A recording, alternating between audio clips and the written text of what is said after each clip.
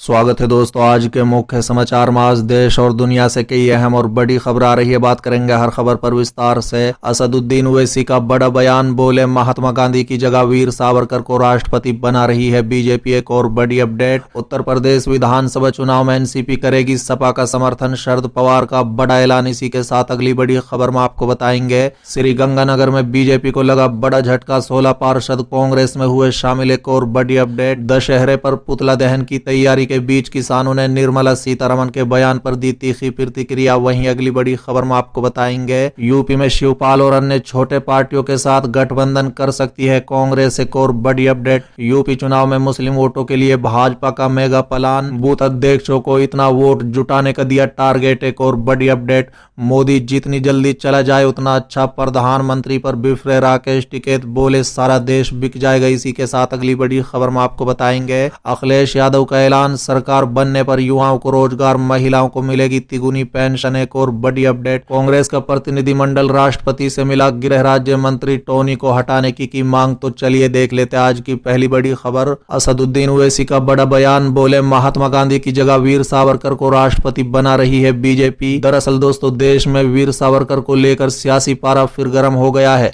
देश के रक्षा मंत्री राजनाथ सिंह ने वीर सावरकर को लेकर एक बड़ा बयान दिया था। उसमें उन्होंने कहा था कि महात्मा गांधी के कहने पर वीर सावरकर ने अंग्रेजों के समक्ष दया याचिका दी थी। इस बयान को लेकर अब घमासान मच गया है। बता दें, एआईएमआईएम प्रमुख असदुद्दीन ओवैसी ने राजनाथ सिंह के इस बयान पर पलटवार किया है और कहा है कि ये लोग इतिहास को तोड़कर पेश कर रहे हैं। अपने बयान में असदुद्दीन ओवैसी ने बीजेपी पर तंज कसते हुए कहा है कि ये लोग इतिहास को तोड़कर पेश कर रहे हैं और एक दिन ये लोग महात्मा गांधी को राष्ट्रपति के दर्जे से हटाकर सावरकर को ये दर्जा दे देंगे। उन्होंने कहा है कि न्यायाधीश जीवनलाल कपूर की जांच में सावरकर को गांधी की हत्या में शामिल पाया गया था। गौरतलब है कि राजनाथ सिंह ने अपने बयान में कहा था कि वीर सावरकर महानायक थे और भविष्य में भी रहेंगे। चलिए अगली खबर, उत्तर प्रदेश विधानसभा चुनाव में एनसीपी करेगी सपा का समर्थन, शरद पवार का ऐलान। दरअसल दोस्तों, राष्ट्रवादी कांग्रेस पार्टी अध्यक्ष शरद पवार ने बुधवार को कहा है कि उनकी पार्टी अगले साल उत्तर प्रदेश में होने वाले विधानसभा चुनाव में भारतीय जनता पार्टी से मुकाबला के लिए अखिलेश यादव के नेतृत्व वाली समाजवादी पार्टी सपा का समर्थन करेगी। बता दें कि पवार ने यह भी कहा है कि राकंपा उत्तर प्रदेश में कुछ सीटों पर चुनाव लड़ने का फैसला करती है तो ये पार्टी सपा से परामर्श करेगी। बता दें कि उत्तर प्रदेश के लखीमपुर खीरी जिले में हाल ही में हुई 4 किसानों की हत्या के संदर्भ में पवार ने कहा है कि पहले दिन से ही भाजपा ने ये रुख अपनाया हुआ है कि किसानों की हत्या में कोई सच्चाई नहीं है। उन्होंने संवाददाताओं से कहा है कि उत्तर प्रदेश के मुख्यमंत्री योगी आदित्यनाथ अपराध के खिलाफ कार्रवाई करने की जिम्मेदारी से खुद को मुक्त नहीं कर सकते। लखीमपुर खीरी की घटना की तुलना जलियांवाला बाग हत्याकांड से करने वाले राकंपा प्रमुख ने कहा है कि उनकी पार्टी के सदस्यों ने हिंसा के पहले दिन लखीमपुर खीरी का दौरा किया था। पवार ने कहा है कि वहां हमारा प्रभाव सीमित है, लेकिन हम फिर भी लखीमपुर खीरी गए। अगर उत्तर प्रदेश में बदलाव लाना है तो जो पार्टी उत्तर प्रदेश में बीजेपी के खिलाफ लड़ सकती है उसे समर्थन देने की जरूरत है। साथ ही उन्होंने कहा है कि राकंपा ये सुनिश्चित करेगी कि उत्तर प्रदेश चुनाव में भाजपा विरोधी वोटों का बंटवारा न हो। साथ ही उन्होंने कहा है कि हमने तय किया है कि हम उत्तर प्रदेश में अखिलेश सिंह यादव का समर्थन करेंगे। अगर हम कुछ सीटों पर चुनाव लड़ते हैं तो ये निर्णय समाजवादी पार्टी के परामर्श से होगा। लखीमपुर खीरी में गत 3 अक्टूबर को हुई हिंसा में 4 किसानों समेत 8 लोगों की मौत हो गई थी। चलिए अगली खबर, श्रीगंगानगर में बीजेपी को लगा बड़ा झटका, 16 पार्षद कांग्रेस में हुए शामिल। दरअसल दोस्तों, राजस्थान के श्रीगंगानगर के राय सिंह नगर में बीजेपी को बड़ा झटका लगा है। बता दें कि राय सिंह नगर पालिका के उपाध्यक्ष हरीश डाबी समेत 16 पार्षद कांग्रेस में शामिल हो गए हैं। सभी 16 पार्षद श्री करणपुर विधायक गुरमीत कुनर के निवास पर पहुंचे और कांग्रेस में विश्वास जताते हुए कांग्रेस पार्टी ज्वाइन कर ली। बता दें कि श्री करणपुर विधायक गुरमीत कुनर ने सभी को कांग्रेस की सदस्यता दिलाई, जिसमें 8 बीजेपी के पार्षद और 8 निर्दलीय पार्षद हैं। विधायक गुरमीत कुनर ने कहा है कि सभी पार्षदों ने कांग्रेस पार्टी में विश्वास जताया है, हम उनका स्वागत करते हैं, आने वाले समय में उनके साथ खड़े रहेंगे। चलिए अगली खबर, दशहरे पर पुतला दहन की तैयारी के बीच किसानों ने निर्मला सीतारमण के बयान पर दी तीखी प्रतिक्रिया। दरअसल दोस्तों, संयुक्त किसान मोर्चा ने कहा है कि निर्मला सीतारमण पहली केंद्रीय मंत्री हैं जिन्होंने लखीमपुर खीरी नरसंहार के बारे में कुछ कहा है।